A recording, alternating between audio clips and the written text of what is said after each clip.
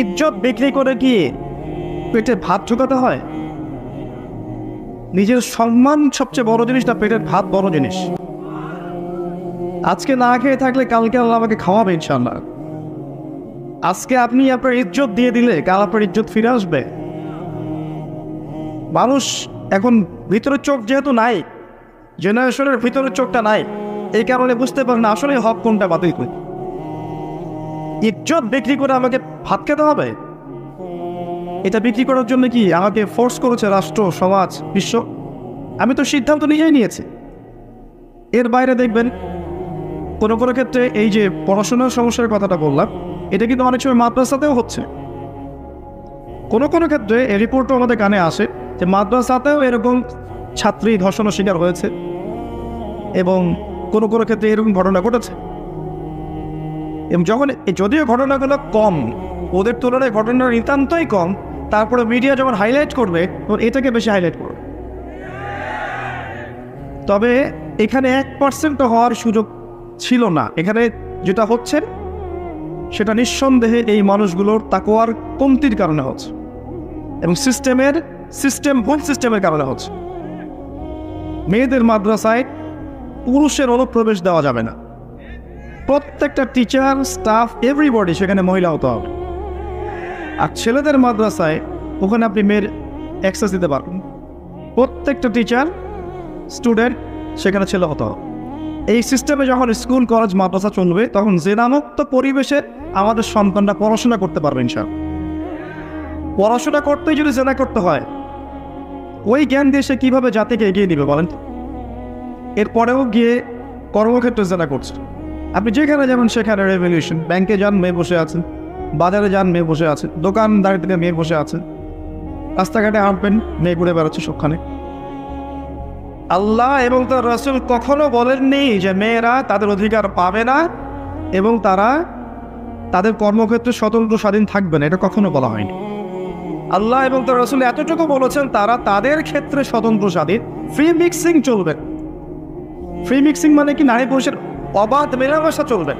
তারা তাদের ক্ষেত্রে কাজ করবে, তাদের ক্ষেত্রে পড়াশোনা করবে, তাদের ক্ষেত্রে আর যা যা সেক্টর আছে করবে।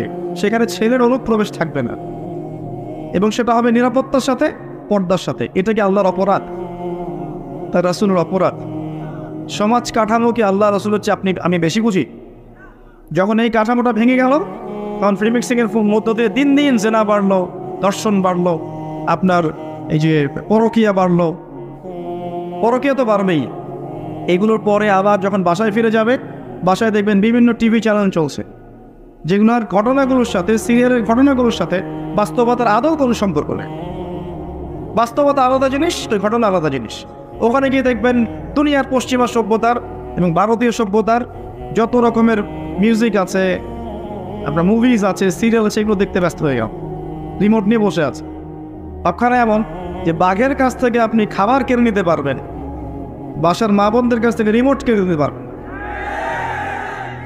দেখতেই থাকবে 11টা 12টা বেজে যাচ্ছে। স্বামী ভাত চাইলে সেটা পরে, আগে শেষ করে এটাই লাস্ট, এটা দেখে যাবো বাতিতে। এক পর্যায়ে এটা দিয়ে কি হচ্ছে? এটা দিয়েও মাইন্ড প্রোগ্রামিং হচ্ছে। ওই অবাস্তব জগৎটাকে তখন বাস্তব বলে মনে হবে। ওখানে সে পরপুরুষকে দেখছে, ওদের সংস্কৃতি শিখছে, ওদের গেট আপ দেখছে, ওদের ড্রেসগুলো বানানোর চেষ্টা করছে, ওদের আদর্শ সে নিজের মধ্যে লালন করছে, আবার মুখে সাক্ষীও দেয় যে আমি একজন মুসলিম। এই আদর্শগুলো যখন লালন করে আবার পরিবারে ফিরে আসবে তখন তো ফাসাদ হবেই, কারণ বাস্তবতা এটা তো আলাদা জিনিস। বাস্তবে আমি একজন মুসলিম, বাস্তবে আমি একজন তাওহীদপন্থী, বাস্তবে আমি সুন্নাহ মেনে চলবো, বাস্তবে আমার নেতা মুহাম্মদ সাল্লাল্লাহু আলাইহি ওয়াসাল্লাম, বাস্তবে আমার ধর্ম ইসলাম, যেগুলোর সাথে এগুলোর কোনো সম্পর্ক নাই, তখন তো ফিকশন হবেই। আর এই পরিবারগুলোর মধ্যে যখন দেখবেন সন্তান গড়ে উঠছে, মাশাআল্লাহ সন্তান হবে পিতামাতার মতোই, সুবহানাল্লাহ। এই হচ্ছে বাস্তবতা। তো এই নারীদের এই অবাধ বেহায়াপনার কারণেই শেষ জামানায় বেশি বেশি নারী জাহান্নামের পথে হাঁটবে। এই নারী আপনার ঘরে আছে, আমার ঘরে আছে, আগামী প্রজন্মতেও আসবে। যারা আছে ওদের ব্যাপারে সতর্ক হয়ে যান, যারা আসছে তাদের ব্যাপারে সতর্ক হয়ে যান। মেয়েকে ছোট্টবেলা থেকে তারবিয়াত দিয়ে বড় করে, আয়েশা রাদিয়াল্লাহু আনহার মতো বানান, খাদিজা রাদিয়াল্লাহু আনহার মতো বানান, ফাতেমাতুল কুবরার মতো বানান, খাদিজা রাদিয়াল্লাহু আনহার মতো বানান, মারিয়াম আলাইহিস সালামের মতো বানান, হাজারা আলাইহিস সালামের মতো বানান। এমন করেন যেন আপনার মেয়েটা যার ঘরে যাবে সেই ঘরটা যেন জান্নাতের টুকরা হয়ে যায়, এবং আপনার মেয়ের গর্ভ থেকে যে সন্তানগুলো হবে এই সন্তানগুলো আগামীতে যেন উম্মার মুজাহিদ হতে পারে। এমন করে আপনার মেয়েকে বড় করেন।